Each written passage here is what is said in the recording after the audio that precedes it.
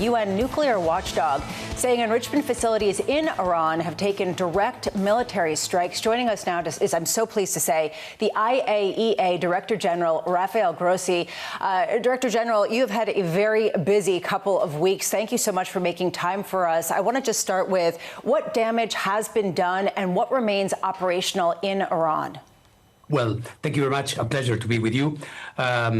There has been a number of attacks since the beginning of the operation. First of all, a very important facility in Natanz was badly hit with a full enrichment operating hall being destroyed completely above ground. It means then the electrical substation and power infrastructure in this big facility also being taken out, with a direct impact on a very important underground enrichment facility, which is also there because of the sudden loss of power that caused, of course, immediate damage to these very delicate systems that the ultra centrifuges that produce the enriched uranium are. So this is one thing. Isfahan, another very important nuclear compound, which was repeatedly hit, with a few buildings being affected.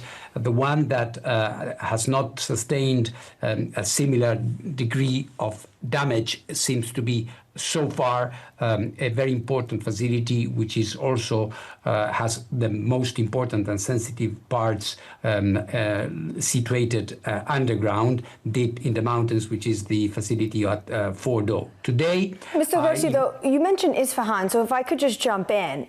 Is the 409 kilogram stockpile of highly enriched uranium still safely underground in that site? Well, to say safely, I'm not so sure. What could be the case? Let me say one thing, which is very, very important.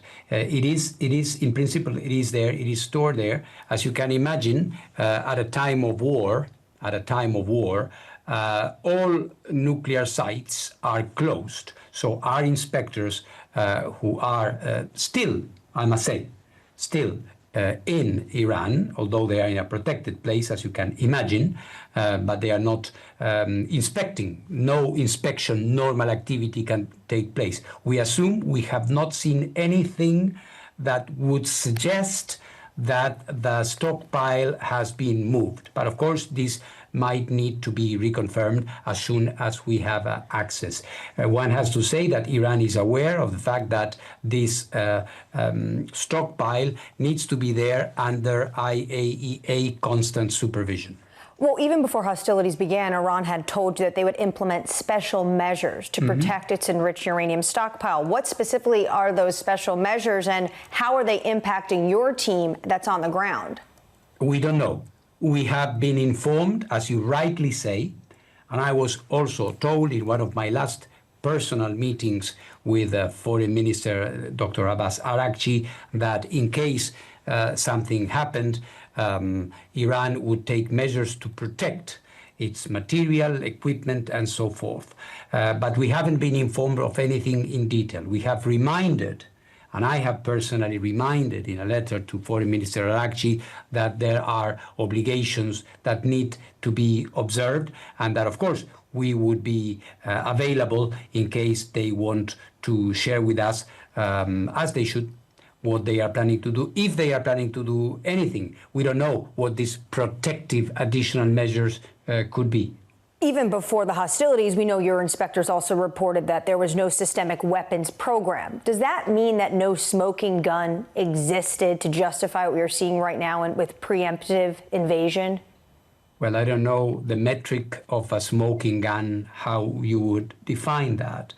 How close are they to making a nuclear weapon, sir? I have said, let me get to that. I have said that no country in the world is enriching uranium at this level of 60%, which is technically almost equivalent of 90%, which is needed to have a nuclear weapon. At the same time, we are inspectors. We are not political analysts or national political officials. So we have to have concrete proof in order to say that there is an active program to make a nuclear weapon, which we have not seen. That doesn't mean that they are in a territory which is of concern. And this is the reason why there is international concern, why I had a very, I would say, serious report that I presented, as you may know, to the Board of Governors of the IAEA a few days ago. I should also mention that in my conversations with my Iranian counterparts, they have always reminded that there is a fatwa from the leader saying that no nuclear weapon would be compatible with Islam and things like that. But at the same time, I have told them that many high officials have said that Iran has all the pieces of the puzzle. Right. So to speak. So there has been a lot of ambiguity, and this is never good. Director General, there's a real question about what type of nuclear risk there is should there be some sort of explosion at some of these facilities. I know you've been directing a number of studies on this. What have you detected so far, and how concerned are you that a direct strike on Fordo in particular could release nuclear material into the environment? Well, there could be, of course, a release. We are following as good and as much as we can every military activity and assessing the radiological impact of those. For example, I informed that in Natanz, this facility that sustained the most, I would say, serious damage, there has been some contamination, but it is contained inside the perimeter, if you want, of the facility. So there is no immediate danger for the population.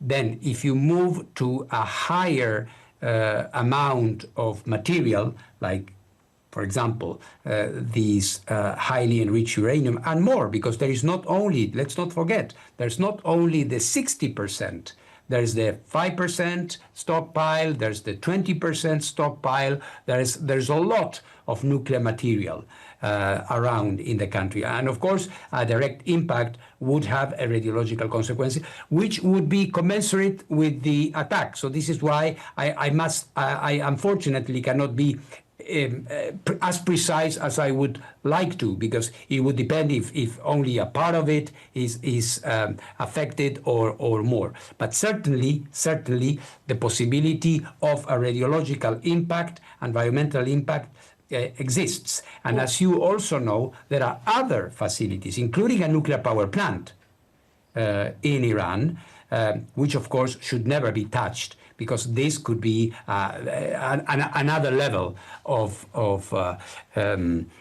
concern and environmental damage. So this is what we see at the moment. Director General, this is one reason why some people have speculated that there has been hesitance by Israelis as well as by the United States of truly dropping some of the bunker bombers and other types of military equipment to try to destroy some of this weaponry. Do you think that this is actually a real risk, the sort of release potentially of radiological material into the environment that you think people are taking seriously? Have you had conversations with the U.S. or Israel? Well, we have reminded everyone, not that we need to be honest, because I think in the United States, you are the leading country in nuclear science and technology in the world. So I think there is complete awareness, and also in Israel and in Iran and in the region and in Europe. I'm talking to, and I would say in the Gulf states, I'm getting lots of calls from high officials, ministers, prime ministers. They are all very, very concerned about this probability. And I think, of course, I'm a diplomat. I'm not privy to military decision making. But I want to believe, and I think this should be the case, that the potential radiological consequences of any military action is well taken into account. What is important is to return to the diplomatic table as soon as possible, because what is at stake is very serious. Given the hostilities, can you just walk us through the gap that exists from your inspectors and how potentially what the IAEA does every single day is being degraded? Well, obviously, I think nothing will be like in the past. We have crossed the line in the sense that there is a war. There is a military conflict which has been triggered, rightly or wrongly, on the assumption of certain nuclear activities taking place in Iran. And all these facilities, which are or were the facilities that the IAEA inspectors were looking at day by day, some of them have been destroyed, some of them have been affected, and we do not know what the future holds in terms of what may happen over the next few days. So there will, of course, there will be a reshuffle. We will continue inspecting and carrying out our activities. But that will be, and I think we have to be realistic about this, that will be a function of the political and military evolution. Iran has said, and you mentioned this just now in our conversation, Iran has said that they might take additional measures. There are people in Iran saying, for example, which I hope will not be the case, that Iran should leave the Treaty on the Non-Proliferation of Nuclear Weapons and expel the IAEA, as it was the case in North Korea, as you remember, a few years ago. So here, I think, is a big political scenario unfolding, which will hold a lot of events that we will have to take into consideration for international peace and security in the region and in the world, quite obviously.